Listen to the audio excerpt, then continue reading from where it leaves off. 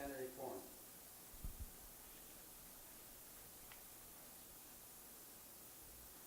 We will audio and visual record tonight's District 3 Council candidate forum, and video will be available on United Neighborhoods YouTube channel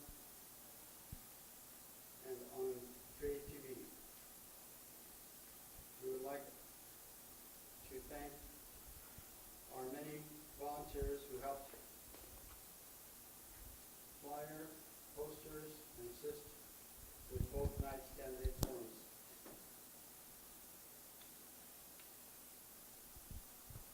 Your Honor, tonight we have included our moderator, Fabio, news reporter. Fabio was born in Nicaragua, Central America, and arrived in the Bay Area when he was only 14. He completed his middle school and high school study under the newcomer's path, but soon became an honor student.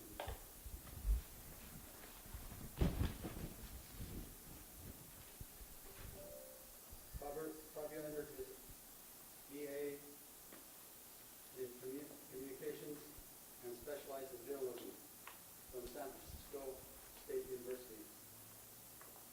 He started his career at Palo Alto Community TV station and was later okay. All right, so we're going to get moving. We'll start the candidate forum. Who's going to start? I got to turn my phone off now. Okay. Good evening, my name is Flavio Lacayo, reporter with Univision. Thank you for being here. Gracias. Does everybody speak English, right? Okay, great. So we have the two candidates here to my right. Sorry, my voice is not the best right now. Will be elected. One of them will be elected, District 3, to be the next council member, Don Gagliardi and Raul Perales. Thank you very much for being here.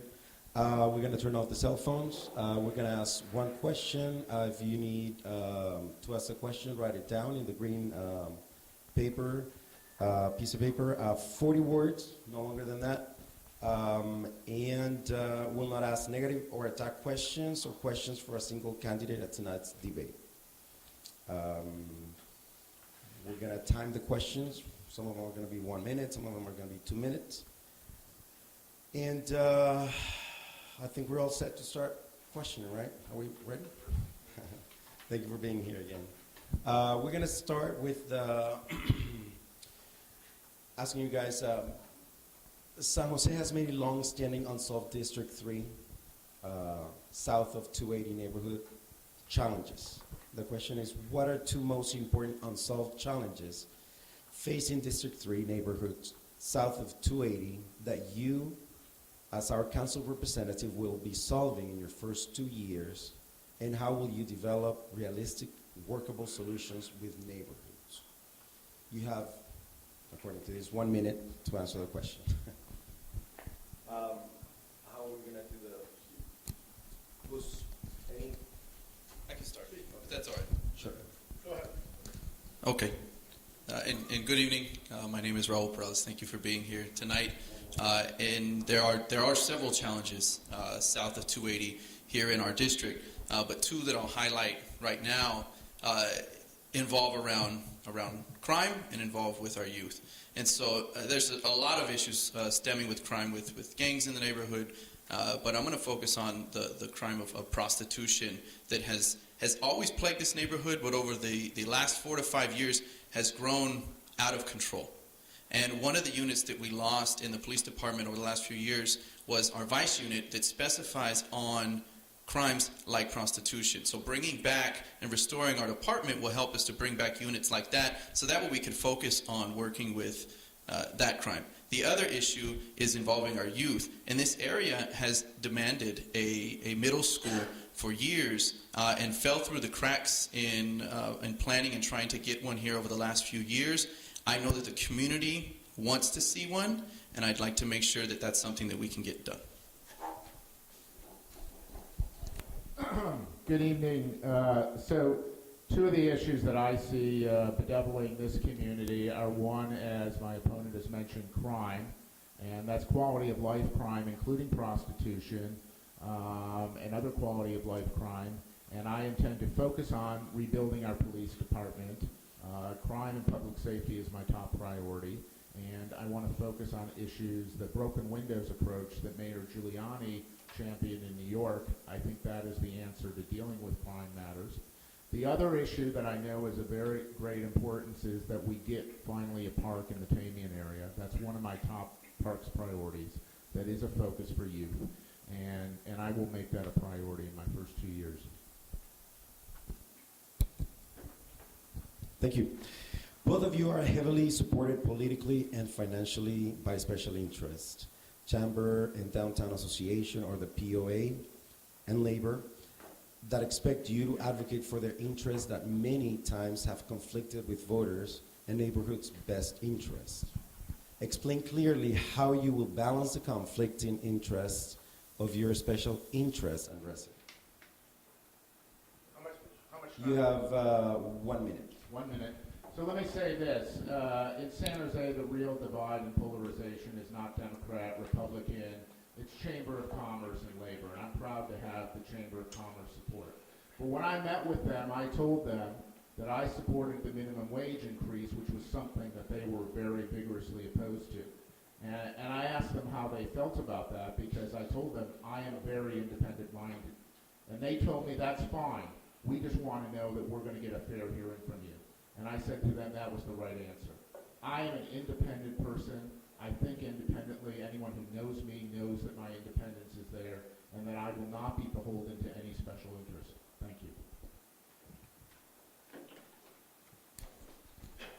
So very similar to my opponent, I believe it is extremely important here to highlight that we do have a divide in our community with the labor and with our Chamber of Commerce. A decade, 2 decades ago, it was not uncommon for political candidates to get support from both of these entities. But over the last few years, the divide has grown larger and larger.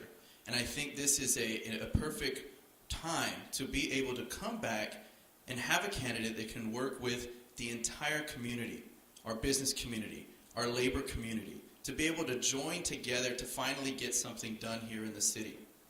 And when I approached all of my endorsements, all the interviews, all the organizations that wanted to have an involvement and show support for a candidate, I came in the beginning of this race asking for everyone's support, and I'm proud to have the endorsement of groups like labor, groups like our San Jose firefighters, our San Jose police officers, the San Jose Teachers Association.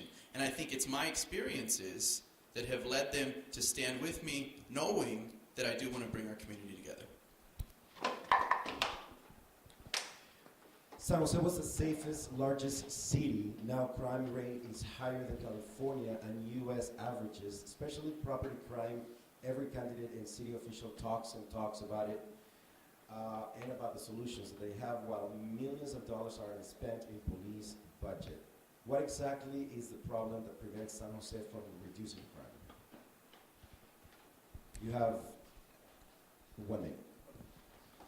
So the biggest problem stemming right now for reducing crime is initially a lack of services, public services, and specifically within the police department. Our department is understaffed by nearly 400 officers from where we used to be, but in fact, we're about 1,000 officers shy of where national averages are for police departments across the nation. So we have an extreme shortage of personnel, thus a lack of ability to be able to address this growing need of public safety, of increase in public safety. And so this started, and myself being an officer here for the last 8 years, I'm very familiar with why we have lost personnel, why crime has risen, why public safety has gone down. And this began with the Measure B pension reform battle. The way that the city of San Jose decided to address its pension reform has created a divide. It's driven out hundreds and hundreds of employees, not just in the police department, the fire department, but across the city, citywide. And that's how we'll be able to restore it, is addressing that need. So I agree. I agree we have a shortage of about 400 officers, and I'm committed to rebuilding the police department and regaining those 400 officers and regaining more if possible. I think this may be broken. I'm committed to rebuilding the police department. But I disagree as to the cause of the loss of those 400 officers. Some 300 or so of those officers were lost before the passage of Measure B. Sam Liccardo has spoken about this on the Stump and in the Mercury News before. The ultimate cause of this is the fact that the city is short on funding. And that's why a number of officers had to be laid off before Measure B. That was the source of Measure B and pension reform to begin with. If we cannot afford to pay municipal employees because of the great cost, the skyrocketing costs of pensions, we're not going to be able to provide the services. So we need to get that under control, and by doing that, we're going to be able to replenish the police force. Is it a minute? 1 minute. So I have to respectfully disagree with my opponent, and I hope that you can see that in myself, in working actually within the police department for the last 8 years, that I not only know better than my opponent, I know much better than Sam Liccardo as well, or anybody for that matter that was on the outside of this issue looking in, as opposed to actually experiencing what it was like. Because I was one of the officers that received a pink slip about 4 years ago. And that is when we began this layoff period. I was fortunate not to get laid off, but as my opponent stated, before Measure B was passed and implemented, we did begin losing officers. But it was why? It was because of the beginning of this pension battle. Within 6 months of laying off about 86 officers, the city was begging for them to come back because we were already understaffed. And what we had was we had people already begin to flee because of the way that we were negotiating. The negotiation for pension reform did not happen overnight. It took some time. And during that time, our officers fled because they didn't like the way that our city was dealing with it. So it highlights and points right back to Measure B, and that's why we need to get back and fix that.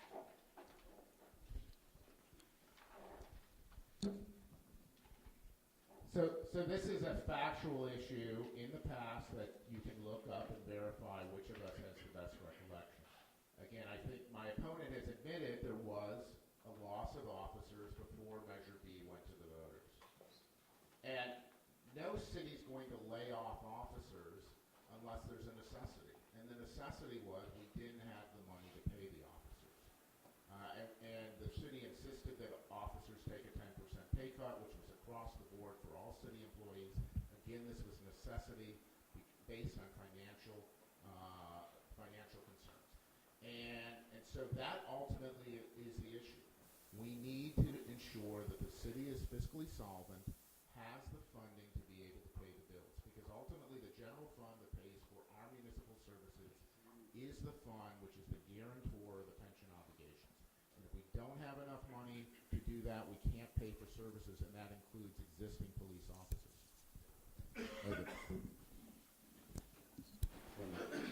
So, and to highlight one more glaring point, is that if it was strictly about financing and not being able to afford more services or say just more police officers, then we would not right now have an opening of about 120 positions in our police department where we cannot find anybody to fill those spots. We have the money right now to have another 120 officers. They're not coming here. It's not because we don't have the money. It's because of the hostile environment that has been created by those that were up in charge, like our mayor, Chuck Reed, like our current council member, Sam Liccardo, because of the direction that they wanted to take the city, the way that they put a divide and a neglect in our services, and that's what needs to stop. And until then, we will continue to see that decline. We will not be able to fill the positions, even the ones that we have the budgeting for. So we're in an election year, and there's a heated exchange of ideas. My opponent calls that a hostile environment. Whatever you want to call it, it's going to stop after Election Day, which is less than a month from now. And then we're all going to sit down, and we're going to negotiate this, and we're going to get a deal that either provides fiscal solvency or it kicks the can down the road for another 10 years for another group of elected officials to finally solve it when we're in worse shape than we are now. But we are going to get a deal. We're going to start replenishing the police department, and we're going to move forward. And one thing that can be done right now that the Police Officers Association is inhibiting is that we can have a retention rule for our academy classes, that if our residents pay for academy classes to go through the academy and get trained, they need to owe the city some time of service and not leave. And if we had that retention rule, which is not a matter of fiscal issues, if we had that retention rule all along, we'd have that extra 100 police officers now. But the effect is we've been training police for other municipalities in the region. That has to stop. It could have stopped if the POA had allowed it to stop. But they're not interested because we're in an election year. Is it a rebuttal? When he rebuts my rebuttal, is it a card? I don't know. It wasn't the last forum. So. My understanding of the rules of this forum, which took place in the previous go-round, is that when you rebut, the original candidate gets the last word. Those are the rules that I understand. I just didn't know if it was the same from last time. Yes. That is the same. Okay, sir. Thank you. Public safety includes having safe places like libraries, youth, homework centers, and crime prevention programs, reducing gang activity, homelessness crime, and arresting criminals repeatedly committing property crimes, obviously reduce the crime. What public safety programs would you spend your time on to community involved in crime prevention and vote budget money so we will see significant crime reductions? So absolutely, I agree that we need. 2 minutes. 2 minutes. Thank you. I think we're probably in agreement. I'll wait to see what my opponent has to say, but I agree we need to restore the budget to after-school programs for our youth. That includes restoring library hours, keeping our libraries open on the weekend. My library in my neighborhood is not open on Saturdays. That's a major concern for my neighborhood. I want to restore those library hours. I want to restore after-school programs, free sports leagues for youth. I want to restore the community centers, the senior centers. When we are getting youth engaged, that helps solve crime. Because the time when most crime happens is not 2 in the morning, but it's 3 in the afternoon. And I think it was a mistake during our cost cutting, and the reason we've cut these is the same reason we've cut the police department. We don't have enough money. But as a priority, and especially not only a quality of life priority, but also an anti-crime measure, we need to restore those services. And I will make that a priority as your council person. I think absolutely what we need to focus on outside of the police department here to restore public safety is most definitely homework centers, tutor centers, after-school programs for youth, library hours. And I know this firsthand as well because not only do I work as a police officer, and I've been a police officer in the streets for the last 8 years, but I've actually been an educator longer. So I've been a substitute here in our county for the last decade. And in fact, over the last 2 years, I've been the only active duty officer here in our county that also substitutes at juvenile hall, working with some of our most difficult youth that are in our system. And I know firsthand that it is these youth with a lack of activity to get involved in positive activity, either after school or during the summer or on the weekends, that will then be more drawn to commit the crimes that we see either during the day or at night. And so we do need to focus on giving more opportunities to our youth to keep them from being idle, to keep them engaged, to keep them within the community in a positive light. So then that way we can keep them out of the juvenile justice system, we can keep them off of the streets committing crime, and in turn it will make it better not only for the community in general with public safety, but that's a focus on our future. Because focusing on our youth is now beginning to prevent crime in the future, offer them up more opportunities, as opposed to what we're focused on now, which is simply just addressing the crimes as they're happening. There has been a very large increase in public prostitution and sex trafficking along South 1st Street. What can be done to reduce prostitution and sex trafficking in our neighborhood? 1 minute. So on Saturday night, I was working what's called in the hole, which is once every other week, or once every other week, I will be in a different area of the city. So I actually was working right here in this area, and I addressed the prostitutes that evening, this Saturday evening, for about 4 hours. There were about 12 prostitutes working up and down the Monterey corridor here. And I recalled back in my training period 8 years ago when I worked in this area as well, every night we would go out, and if we saw a handful of prostitutes, we would take the time to go out, stop them, engage with them, communicate with them, essentially hurt their business. Because the more that we interrupted them, the more that we saw them out there, and if we could cite them for it or even take them into jail, it deterred them from coming back. Well, what's happened over the years, because we've lost the amount of officers that we need to just address even your priority 1 and priority 2 crimes, these get put on the back burner, and people are unable to do that. So we see this crime growing out of control, and we need to get back to when we can address it. So I think you've heard your answer. We need to have Officer Perales out there every Saturday night to ensure that it's not happening.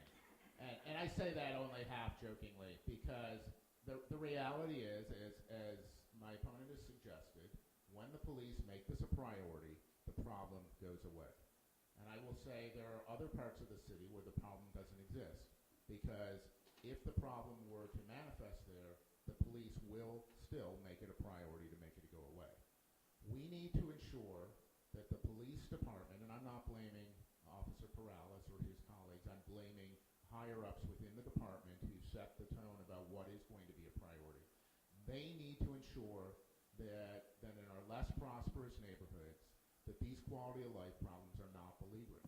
You deploy force where the problems are. You don't deploy force where the affluence is.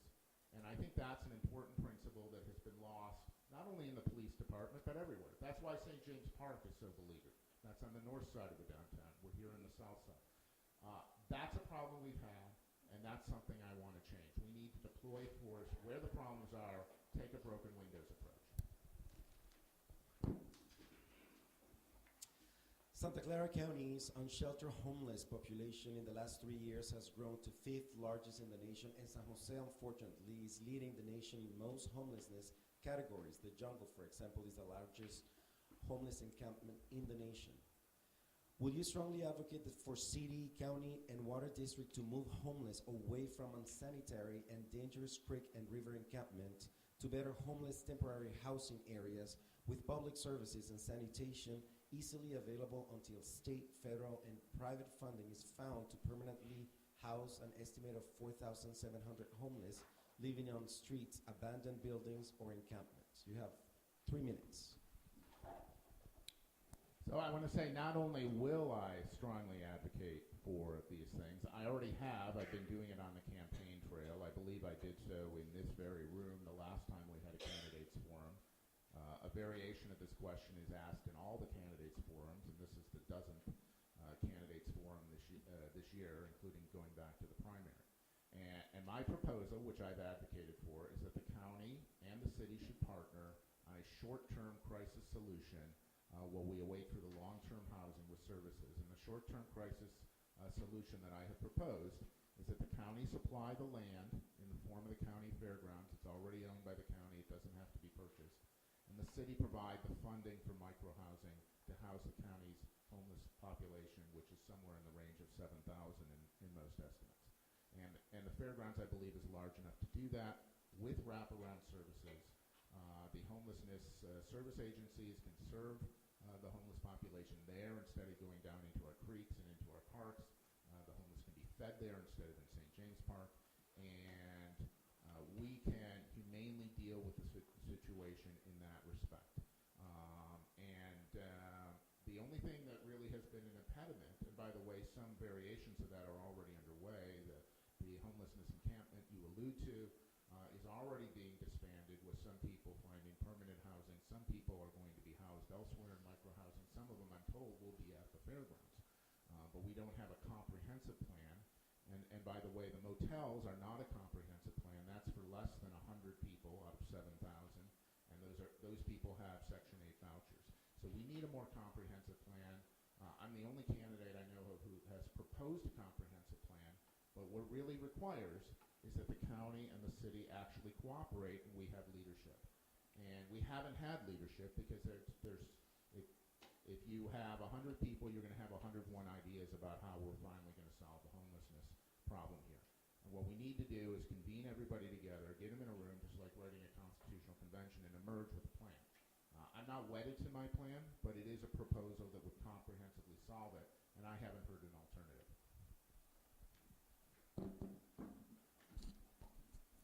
Well, I think not only I'll provide an alternative, it's an alternative that I've mentioned in nearly all the forums since we've had, dating back to the primary. But I think one thing that most certainly, my opponent and I agree on is something has to be done.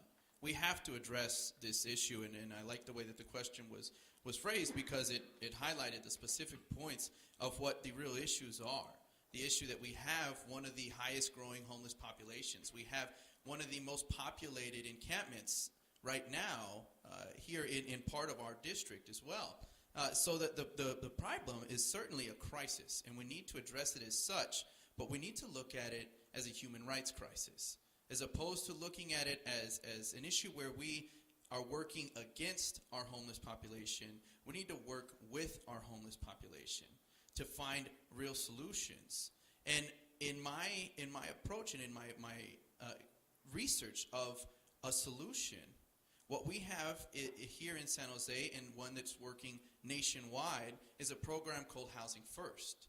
And I would like to move our funds from where they're currently at, which is in simply sweeping up areas like the creek or like the jungle, where we'll end up with 100, maybe 200 residents having to just find another creek or another bridge to live under because we don't have what we need to offer them, which is shelter.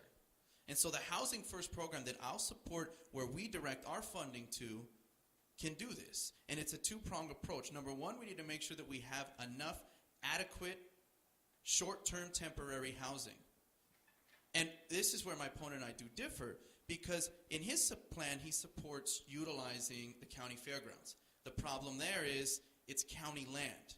We don't get to dictate it. And I'm not against working with the county, working with private companies, working with the nonprofit sector, because we certainly need to work together.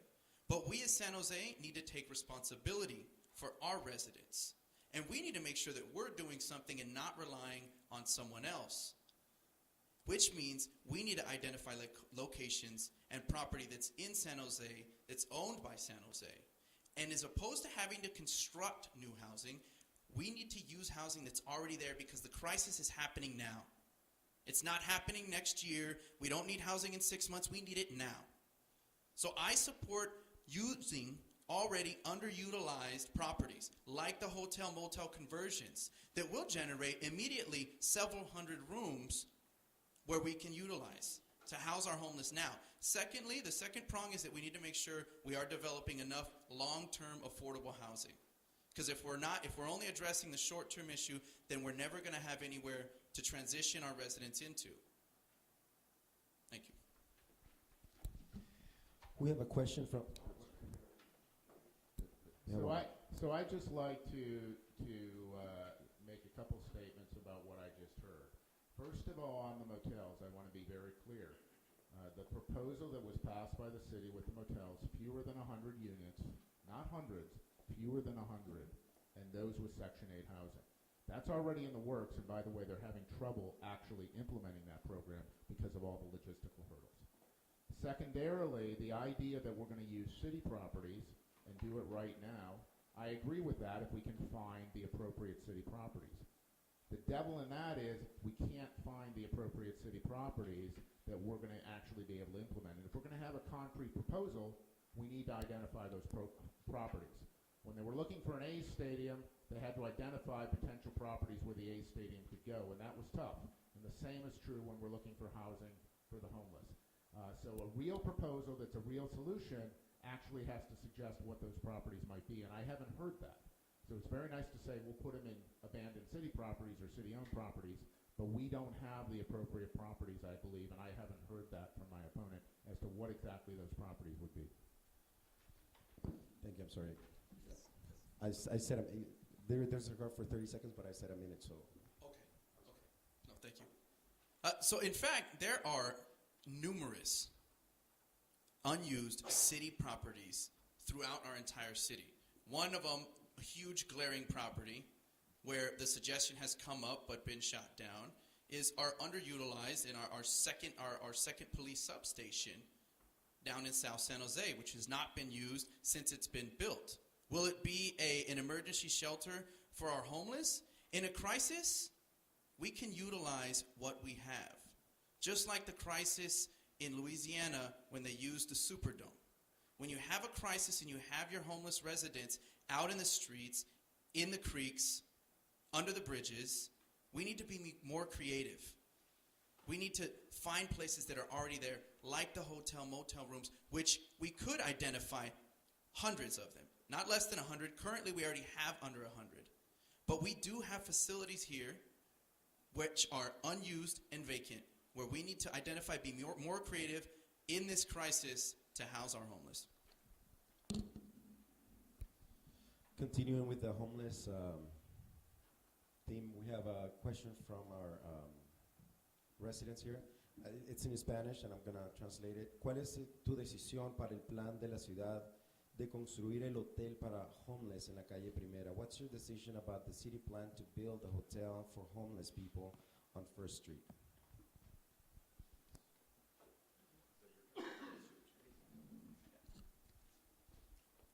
So, and I think this direction is in the same direction as what we've been talking about. And the city at the moment does not have a plan to build any hotel specifically for our homeless. But we do have a plan to transition hotels that are underutilized or unused in those pre-existing rooms to use them for our homeless. And as I've stated already, as you've heard, I support that because that is an immediate solution where we can already direct people for short-term housing. I would not support constructing a new hotel simply for the purpose of affordable housing or temporary short-term housing for our homeless. But we do need to begin constructing other more long-term solutions for our homeless residents that relates back to that housing first model, as I stated, where we could direct funding and make sure we are developing not short-term but long-term solutions. So likewise, my understanding is the city is not proposing building a hotel for the homeless. They're proposing utilizing available motel rooms for those homeless who have Section 8 vouchers from the federal government for housing, but they can't use them because apartment rents are so high that the Section 8 vouchers are essentially fruitless. So I support that proposal, which was implemented by the city. As I said, there are logistical hurdles to actually getting the homeless in those motel rooms, but I support that as part of an overall more comprehensive plan. There's fewer than 100 folks who qualify for it and fewer than that who've actually moved into them. And yet we have some 7,000 homeless in the county. So it's a small partial solution that needs to be part of a much larger solution. As for how the city spends its limited supply of housing funds, I think we need to focus on the short-term crisis of getting folks in shelter. Long-term housing costs hundreds of thousands of dollars and several years to build. The crisis is here now, and micro-housing costs between $5,000 and $20,000 a unit. Better to spend our money on micro-housing in the short term. We have another question from the public. What will you do to increase affordable housing for those middle-class workers who don't qualify for things like Section 8? I have friends who are losing their apartments when their rents are increased so much. So we need a comprehensive strategy on building affordable housing in this community. It's something that's bedeviled not only San Jose, but the entire Bay Area for a number of years. And I intend to make it a priority because it's a threat not only to those who cannot afford housing, but it's a threat to our economic viability as a region. So we need to solve this problem and ensure that every segment of our community, all income levels, can afford to live here. Now, one of the proposals is that there be a housing impact fee to pay for more affordable housing. That's a tactical question, and I have real serious reservations about it because I think as a tactic, it may be counterproductive, it may backfire. because the folks we're going to impose that fee on are the people who are actually building our housing. And it goes to a supply and demand issue. If we're curtailing the overall supply, we're making housing less affordable in the long term while we're trying to build the affordable housing. So my opponent pointed out the only solution currently that we are working on to ensure that we are developing enough affordable housing right now. And I know that he has stated his reservations and his lack of support for our housing impact fee, but what I have yet to hear is a solution from him on how he intends to make sure that we do develop enough affordable housing. Because not only have the studies been done to show that this will work if done correctly, but we need to do this, and we need to do it now. So I'm glad to know that this will more than likely be implemented, and that we will begin to generate the funding necessary to actually begin building affordable housing. Because this is a crisis. This is even a crisis for myself and my friends as well. We're getting priced out, not only of purchasing housing, but we're getting priced out of the rental market, the staggering rental market here in this area. And we're behind the curve on developing enough affordable housing. And we need to spark that and begin doing it more. And the start of that is this housing impact fee. Another question from the public. What other actions, other than providing housing, would you implement to bring functionality to the homeless? For example, job training or volunteering work? Absolutely. So, and this is part of why the Housing First model is so successful nationwide. In fact, it has a 70% success rate in keeping traditionally chronically homeless residents housed after a year's period. And the reason why is, number one, because it addresses their most prominent need, which is shelter. But secondarily, what it does is it offers the wraparound services necessary, the job training, the drug treatment programs, the mental illness treatment that they may need. Because without these full wraparound services, our homeless residents will not be able to get out of that chronically homeless cycle and then get into a place where they're able to sustain themselves and sustain their own lives. And so most certainly, providing those wraparound services will be a key component of the Housing First model, as it already is, and I will ensure that that's something that is maintained. So I support the Housing First model as well, and you can read about it on my website. It does include not merely micro-housing at the fairgrounds, but all the wraparound services that go with them. And it's based on what I've learned from talking from various housing advocates, including Jennifer Loving, who's the main proponent of the Housing First model. So I'm a proponent of that as well. I'm also a proponent of the Downtown Streets team, which is a program that Sam Liccardo brought into San Jose, which is very much directed on the jobs component. So Housing First does focus on shelter. Shelter is the key element. If we don't have shelter for the homeless, then everything else is secondary. But many of the homeless already have jobs. Some of them are capable of employment but don't have jobs, and that's where the streets team actually comes in. So I'm a supporter of all of these wraparound services, but we need a baseline of actual humane housing, and that doesn't mean living in our creeks and in our parks.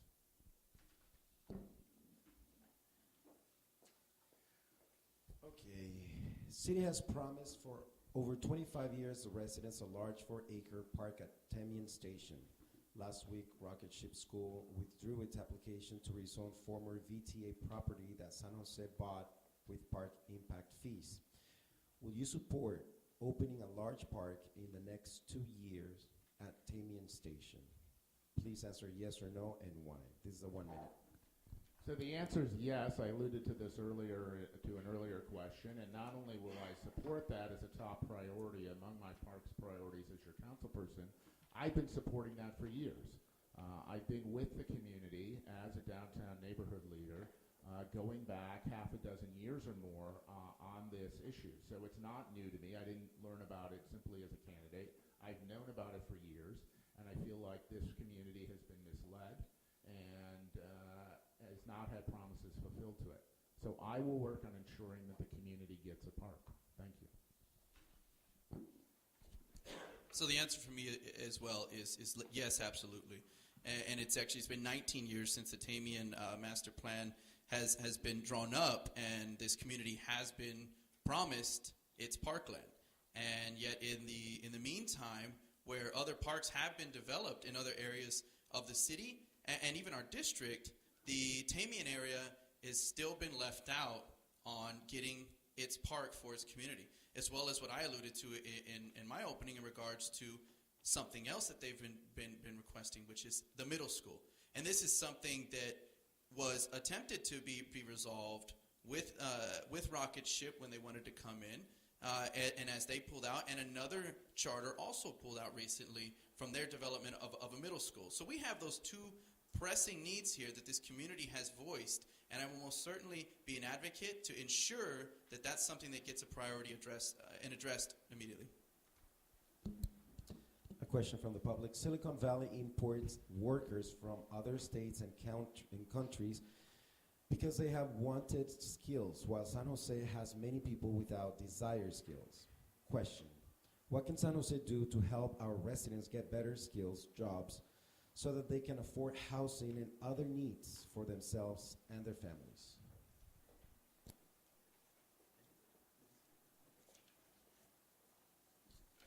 So one of the things that San Jose can do a little better is in reaching out and supporting communities like this one. We certainly have a number of well-qualified, employable residents that have college degrees, that have their own homes, that can do well in the job market.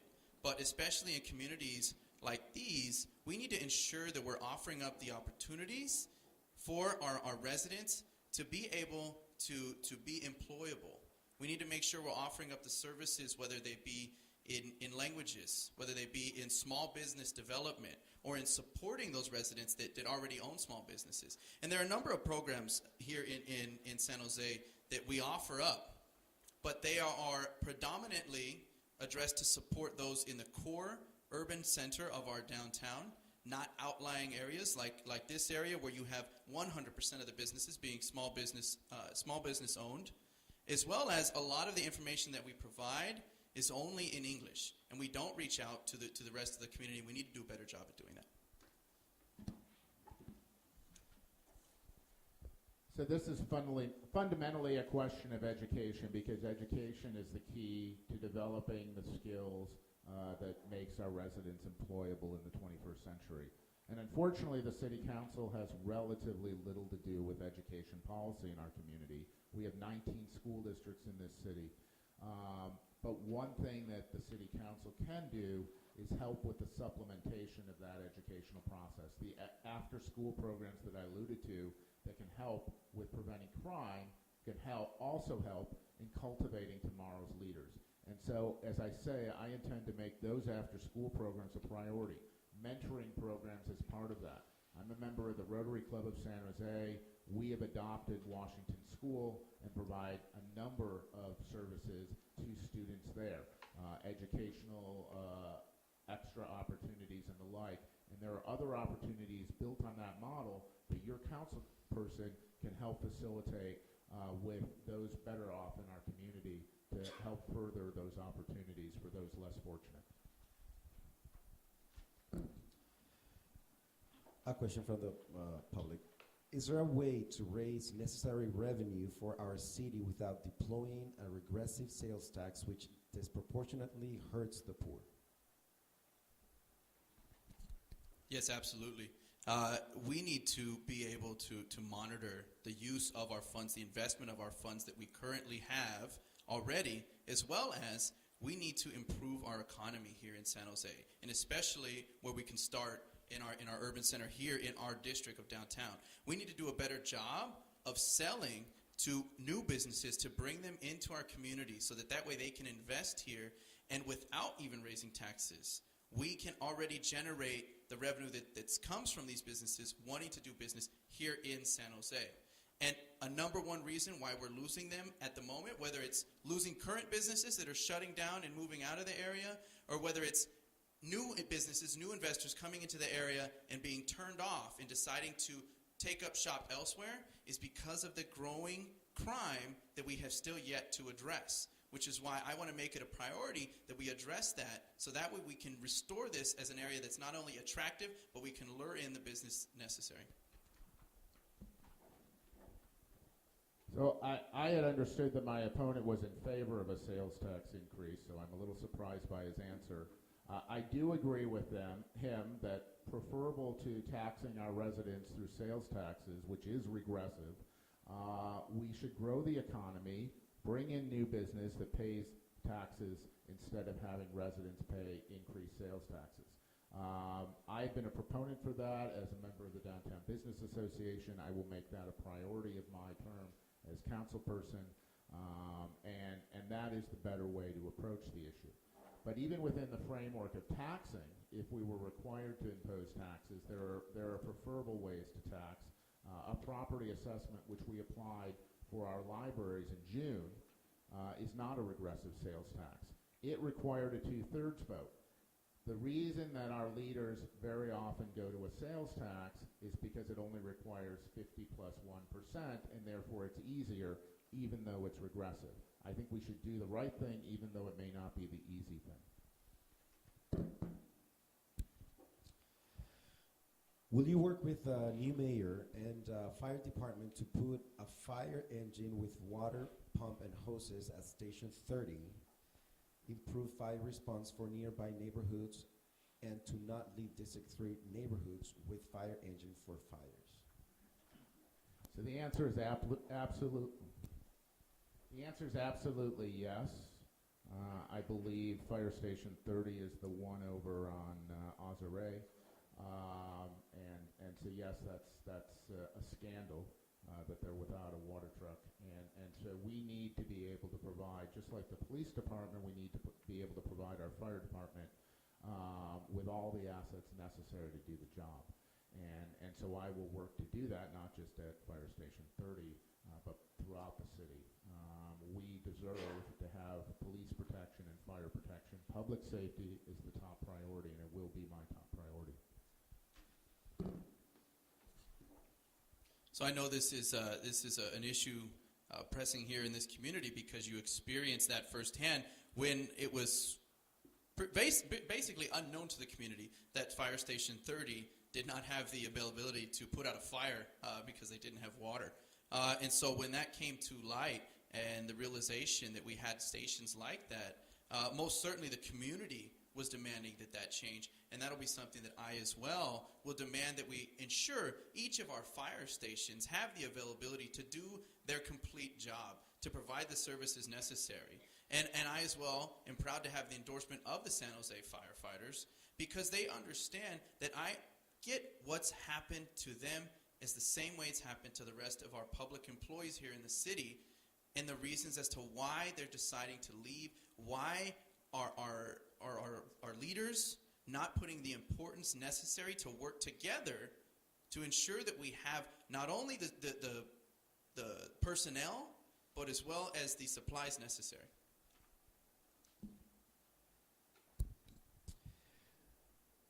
Should the city's effort to relocate the Oakland's athletics to San Jose not ultimately be successful, what particular project or area would you focus most on the best to stimulate the city's economy?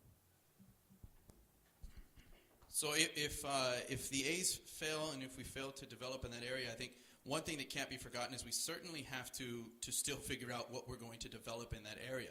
But I think my focus will move into where we actually just had a loss of today, which is where the Blackbird Tavern is. We have there our Rep Theater, which has also closed down. We have an area, the core center of downtown, that is continuing to fall apart, where we continue to lose businesses and lose new investors because of the lack of thriving economy, as well as because of the growing crime that happens in that area. And so I would like to focus on revitalizing these core areas of our downtown to ensure that we don't have vacant storefronts in the core of a downtown, the 10th largest city in the United States, where instead we're able to lure them in and we're able to revitalize starting from the inside out. So first of all, I think the A's are going to come here. You've got to be patient, and we've got to persevere. I led the grassroots effort to bring the Earthquakes back to get a stadium built, and it's taken 10 years. It's been a long wait, and we were without a team, and it looked hopeless. And now we've got a team, and we're going to have a stadium. And the same is going to be true for the A's. But the real key to the Diridon area is not the A's. They are not the centerpiece of that area. The centerpiece of that area is the fact that it will be the Grand Central Station of the West Coast. And so that's what we need to focus on with the A's or without the A's, and I will focus on that. As for growing business in the downtown, the solution is bottom up, allowing investment from small business investors like Chris Esparza, who owns the Blackbird Tavern. I know him. I know why his business failed. I've had discussions with him. Some of his businesses succeed. He will have other business which will succeed.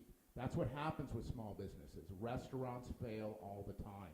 It doesn't mean anything. It doesn't mean a crisis. It's small town thinking to think that because a restaurant fails, there's something wrong with our city. Restaurants fail in San Francisco and LA and New York as well. Other restaurants come out and take their place. What will you do as our next council member to reduce neighborhood crime, especially property crime? So again, as I say, the key is to repopulate our police force after we've negotiated a resolution to the pension reform issue, and we get a negotiated resolution. And I have predicted repeatedly at every one of these forums, it's going to happen shortly after the election because it will be in everyone's interest that we get a resolution. But what we don't know, and depending on who you elect, what composition, because one city council person in District 3 isn't going to be all the answer. But depending on the composition of the council, we will either get a resolution that solves the issue of pension reform and we can move on to restore services in this city in a fiscally sustainable way, or we will kick the can down the road to another group of elected officials who will have a bigger problem to solve later on.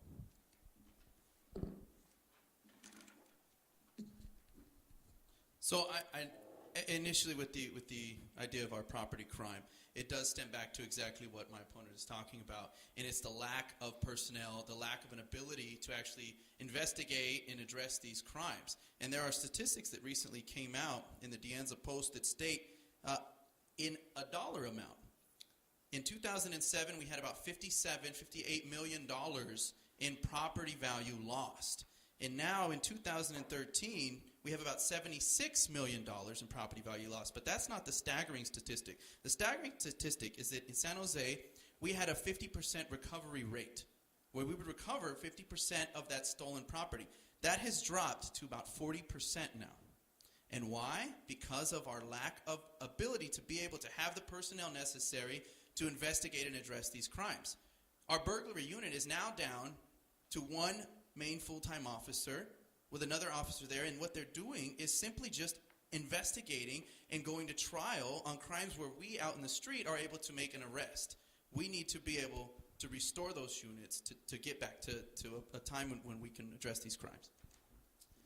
Thank you. This might probably be the last question, and it's very interesting, and I left it at the end. It says, what have you learned from, this is from the public, what have you learned from your opponent during these forums that you would implement if elected to be the next council member?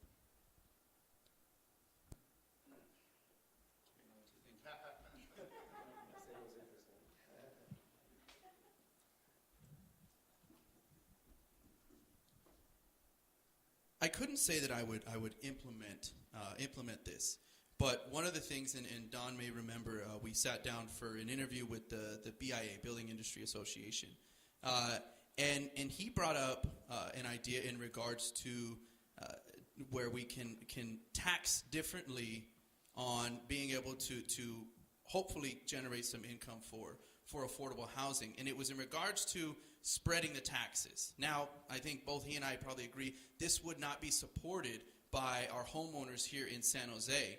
And so that's where I kind of stem on saying I would support it. But what I liked was the outside of the box thinking, and as well as the idea of dispersing the burden over a wider range of people and all of us taking responsibility for it. And I complimented on him on that there, and so that's why I bring that up now. So I apologize. I am trying to think of a specific proposal that may have been made that I would say I hadn't thought about or considered and I might actually adopt. I think we should all try to expropriate ideas from other people. That's what good coaches do. They steal other coaches' plays. And so I'm not adverse to that. I think that's a great thing to do. I will say that my opponent and I agree on a great many things. I agree with his housing first model, for example. I agree with his ideas about after-school programs. I agree with his ideas about how we deal with prostitution